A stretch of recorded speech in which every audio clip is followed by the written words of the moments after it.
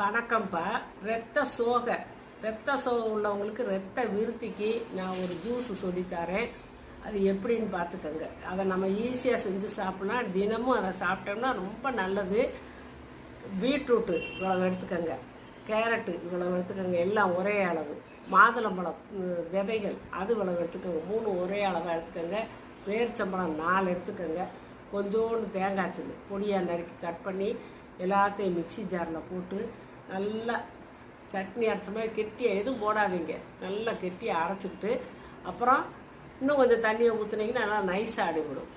திறந்து திருப்பி கொஞ்சம் தண்ணியை ஊற்றி நல்லா நைஸாக அடித்து அது கொஞ்சம் குழப்பாக தான் இருக்கும். தண்ணியாக இருந்தால் நல்லா இருக்காது. அதனால் குழப்பாக இருக்கிறப்போ போட்டு ஒரு பவுலில் கூட போட்டு ஸ்பூன் போட்டு எடுத்து சப்பி சோச்சு சாப்பிடுவாங்க. உங்களுக்கு எப்படி 1 மாதத்துக்குள்ளே உங்களுக்கு ரத்தம் நல்லா ஊறிடும். உங்களுக்கு எந்த பிரச்சனையும் ரத்த சோகங்கிறதே அறுத்து போயிடும்.